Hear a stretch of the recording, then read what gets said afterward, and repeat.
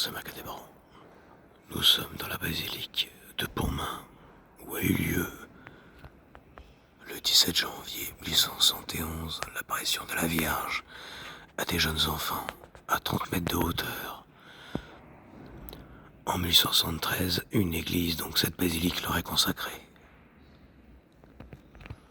en hommage à cette apparition. Eugène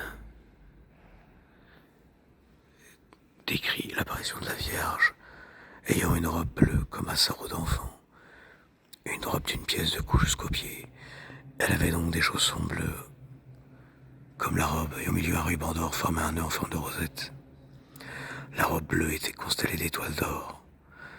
Un voile noir cachait ses cheveux et ses oreilles. Il recouvrait le tiers du front, retombait sur les épaules jusqu'à la moitié du dos. Sur la tête, elle pourrait porter une couronne d'or, sans autre ornement qu'un petit liseré rouge, situé presque au milieu. La couronne était posée sur le voile et haute de 20 centimètres. Au pied de la dame, de nombreuses étoiles scintillent.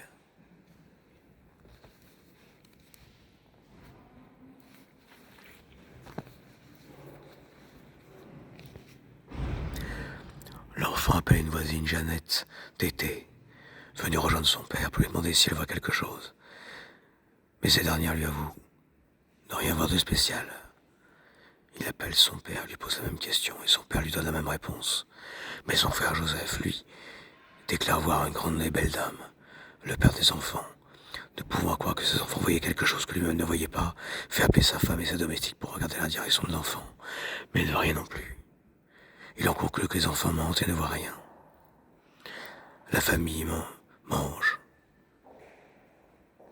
la soupe. Après le repas, les enfants retournent voir si on la voit encore. Leur mère recommande aux enfants de prier, comme l'apparition se prolonge. On envoie chercher sa sœur Vitaline, religieuse du village, membre des adoratrices de la justice de Dieu, qui ne voit rien non plus. Mais celle-ci retourne chercher 3 pensionnaires de l'école et 2 de ses enfants. Françoise Richer et Jeanne-Marie Le Bossé, 11 ans et 9 ans respectivement, qui déclarent voir la belle dame. Leur description coïncide avec celle des garçons.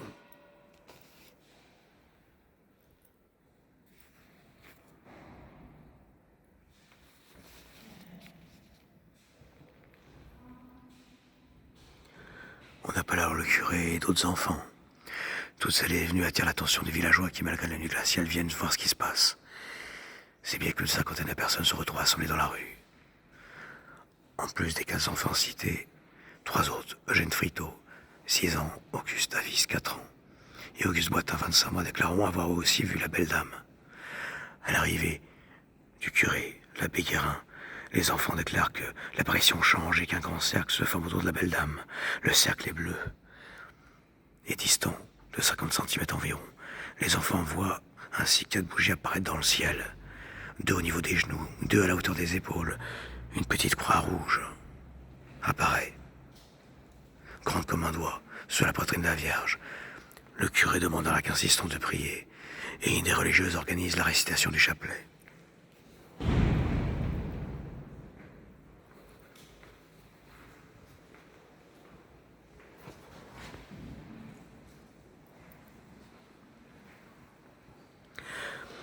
Dieu, la prière du chapelet, l'image se modifie.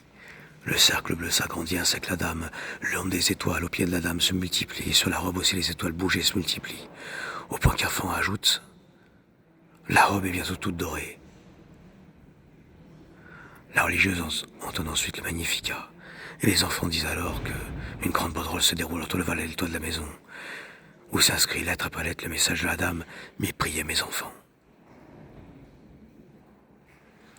Les enfants annoncent au cœur de l'arrivée de chaque lettre, et l'assemblée reconstitue le message mentalement. Le curé enchaîne par le chant des litanies de la Vierge.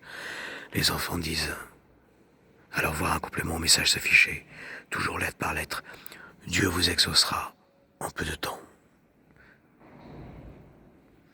De nouveaux chants sont entonnés, et la suite du message s'affiche sur le bandeau: mon fils se laisse toucher. Les enfants précisent que cette phrase est soulignée par un trait d'or.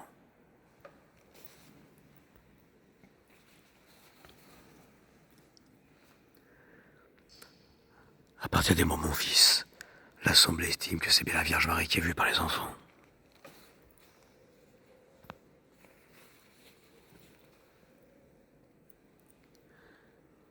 Alors que l'Assemblée entonne un cantique à la Vierge, les enfants disent que la Vierge élève ses mains à la hauteur de ses épaules et agite lentement les doigts comme si elle accompagnait le chant du cantique. En regardant les enfants avec un soin d'une douceur infinie, les enfants s'écrient alors « Voilà qu'elle rit, voilà qu'elle rit ».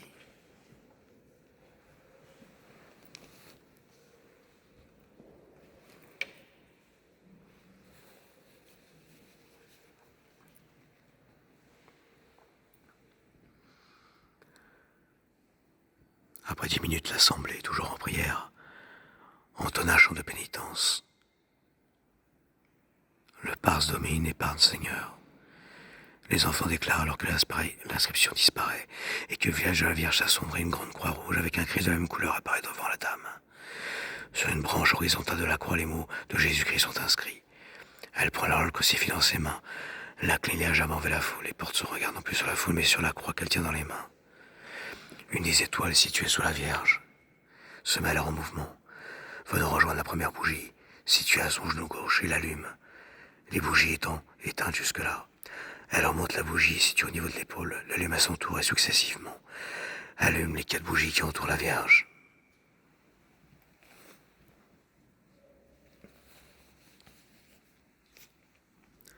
Pendant tout ce temps que la très sainte Vierge garda le crucifix dans ses mains, son visage n'a pas pleuré. Ils n'ont pas vu les larmes rouler de ses yeux, mais spécialement au coin de la bouche, le tremblement des lèvres qui manifeste une vive émotion. Les lèvres remuaient, semblant prononcer les paroles du cantique de la pénitence, que l'on chantait à ses pieds, spécialement au refrain du Pars Domine.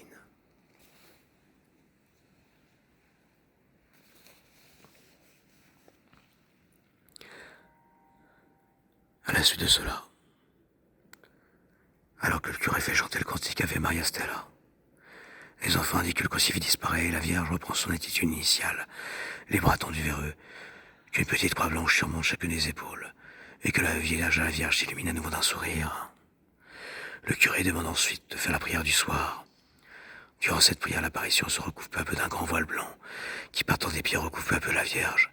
Finalement, son visage disparaît, ainsi que le disque bleu et les bougies. Il est 21h. L'apparition a duré 3 heures. Les villageois rentrent alors chez eux. Il s'agit de la fin de l'apparition. À Pontmain, ce 17 janvier 1871. Plus rien ne sera comme avant.